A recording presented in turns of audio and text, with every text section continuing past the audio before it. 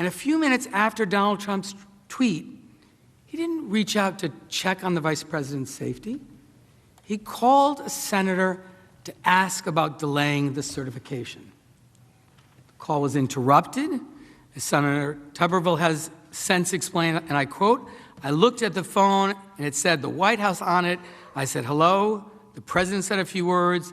I said, Mr. President, they're taking the vice president out and they want me to get off the phone and I've got to go," end quote.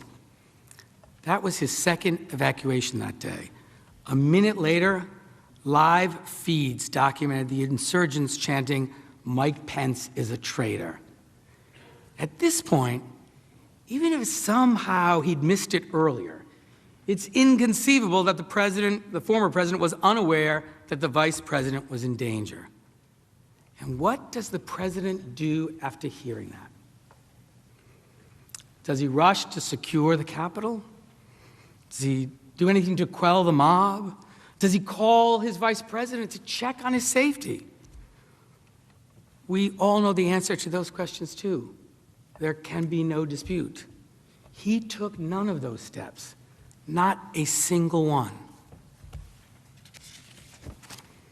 Even after learning that senators were being evacuated and that Vice President Pence had also been evacuated, he did nothing to help the vice president.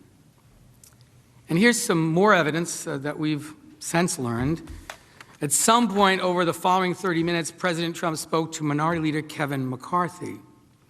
And as Representative Jamie Herrera Butler has revealed, evidence that now has been stipulated as part of the evidentiary record. In that conversation, Kevin McCarthy is pleading with the former president to do something. He first tries to assign the blame to another group, and Leader McCarthy says, "No, these are your supporters, Mr. President." And what does the president say in response? Not, "I'll send people right away. I didn't realize you were in danger." He says, "Well, Kevin," and I quote, "Well, Kevin, I guess these people are more upset about the election than you are," end quote. I guess these people are more upset about the election than you are. The president, just as he conveyed in that tweet at 6:01, was essentially saying, you got what you deserve. Let me say that again.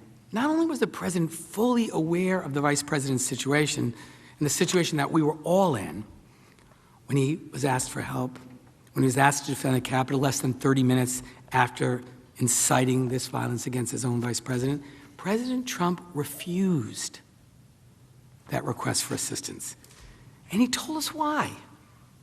His singular focus, stopping the certification of the election of his opponent. He incited the violence to stop the certification.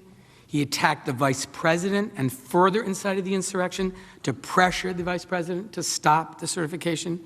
He called Senator Tuberville to stop the certification, and he refused to send help to Congress. And this Congress and the vice president of the United States were in mortal danger because he wanted to stop the certification.